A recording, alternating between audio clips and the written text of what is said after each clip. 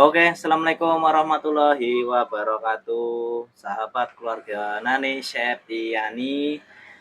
Yang saya doakan mudah-mudahan kalian sehat selalu, kalian diberikan rezeki yang barokah, yang banyak, dan diberikan umur yang barokah juga tentunya.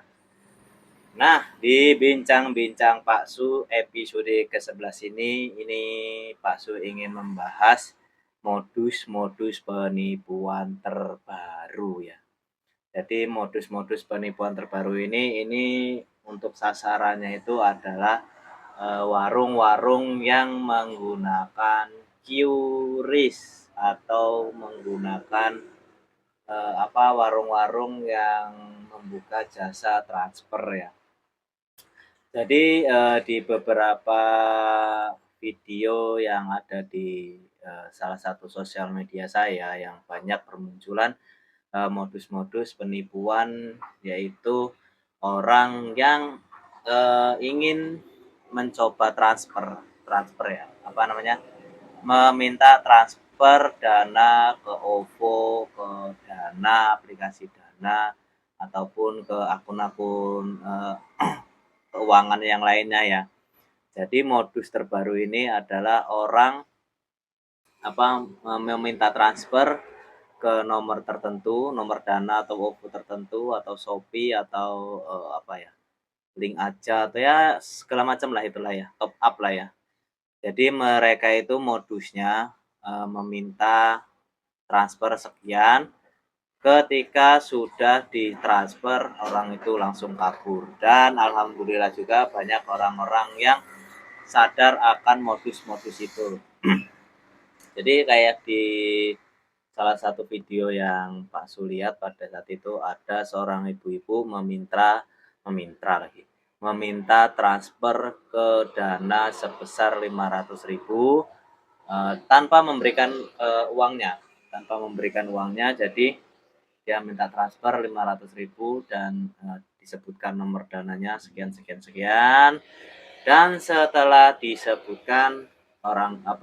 sudah disebutkan totalnya atas nama ini gitu kata pemilik warungnya, dan sudah ditransfer, sudah Mbak, mana duitnya, orang itu langsung kabur. Padahal sama si pemilik warung belum sama sekali ditransfer ya. Dan ini jadi buat kita pengusaha atau counter atau warung yang membuka jasa transfer, harap berhati-hati, harap minta dulu uang cashnya dulu sebelum melakukan transaksi, agar tidak terjadi modus-modus penipuan seperti itu ya.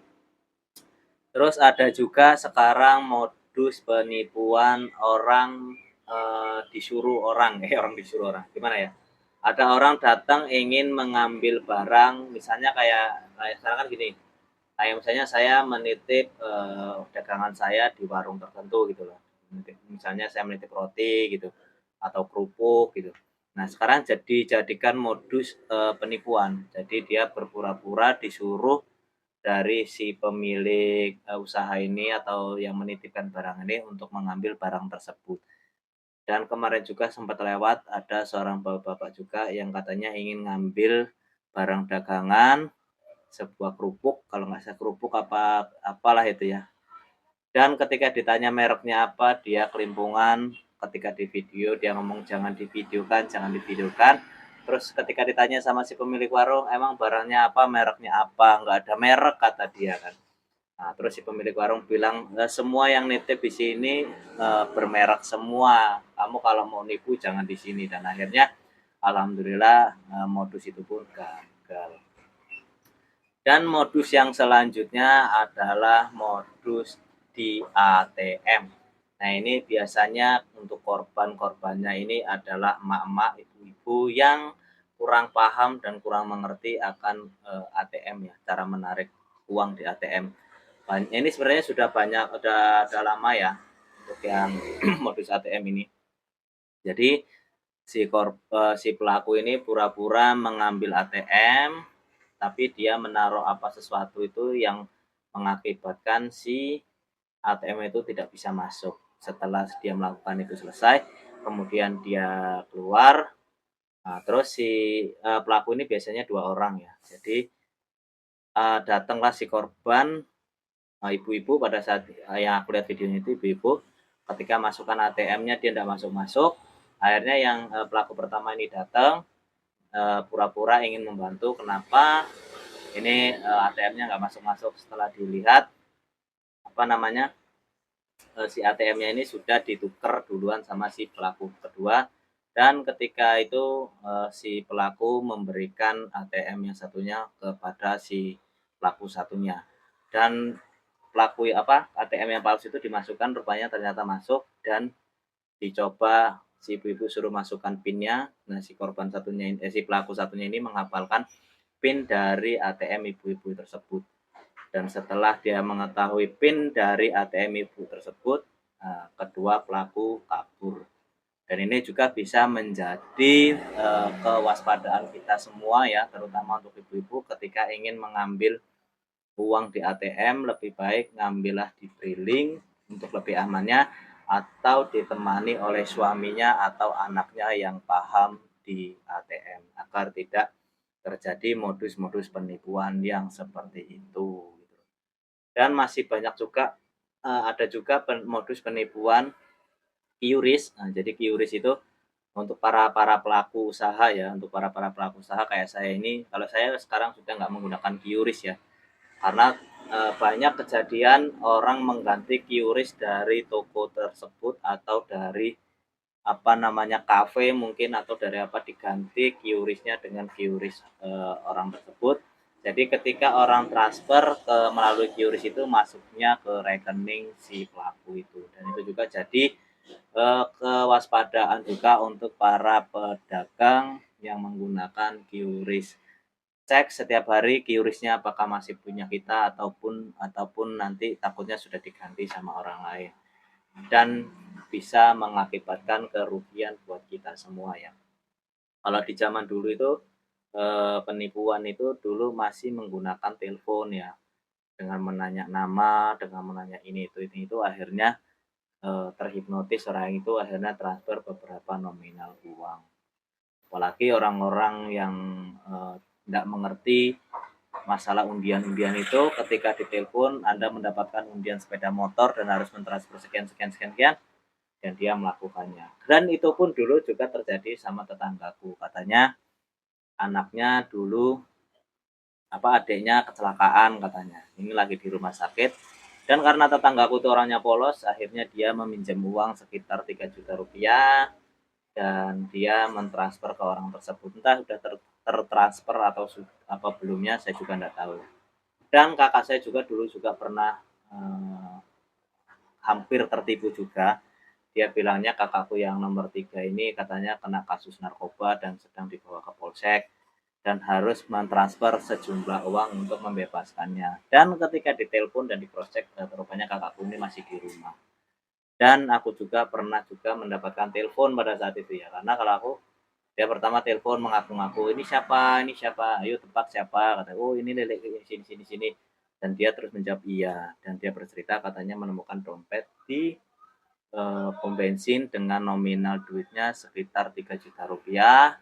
Nanti kita bagi dua katanya. Ya udah, kataku, Lele di mana, saya jemput lah, nanti gampang masalah itu. Ya wes, kalau gitu Lele berikan dulu pulsa sebesar 100.000 dan minta lagi 100.000. Dan itu pun ya saya cuma tulis-tulis saja pada saat itu, karena saya nggak mau konyol kan. Dan saya telepon Lele, saya, Lele di mana, di rumah, nggak di sini, nggak, oh ya udah, kenapa enggak, nanti saya ceritakan. Dan akhirnya orang tuh nelpon lagi gitu, kok nggak dikirim-kirim pulsanya, ya sabar, tunggu sebentar, kata saya kan. Tak matiin, tunggu sebentar, ini lagi di counter, lagi mau jalan. Dan 15 menit kemudian dia nelpon lagi, wah ditransfer. Terus saya bilang lah, Mas, kalau mau nipu yang agak cerdas dikit. Terus dia mengeluarkan kata-kata umpatan-umpatan yang wah ya gitulah. Mungkin kalian juga sudah pernah merasakan. Nah, terima kasih teman-teman yang sudah menyaksikan sedikit cerita modus-modus penipuan yang sedang marak ya. Jadi buat kalian harap berhati-hati, karena sekarang ini zaman-zaman digital, zaman-zaman gampang orang ini melakukan penipuan-penipuan baik melalui WhatsApp, undian-undian berhadiah segala macam. Nah, sebenarnya saya juga sering ya ditelepon-telepon begitu. Bahkan yang terakhir itu saya ditelepon dari Baim Wong, katanya saya menang giveaway. Ketika saya video call, rupanya itu video call-nya itu sangat konyol sekali teman-teman. Jadi kayak ini video Baim Wong, ini dia lagi ngerekam begini nih. Itu kan sangat konyol banget lah. Itu saya kerjain juga. Sempat sempat sih beberapa kali saya ini ditelepon yang begitu, dan saya malah seneng kalau ditelepon gitu saya kerjain sekalian. Pokoknya buat teman-teman harap berhati-hati di era zaman sekarang ini, banyak modus-modus penipuan yang beredar ya. Nah, mungkin itulah sedikit cerita dari Pak Su seputar modus-modus penipuan. Mudah-mudahan kita terhindar dari modus-modus penipuan tersebut. Dan mudah-mudahan kita semua terhindar dari sifat-sifat menipu ya.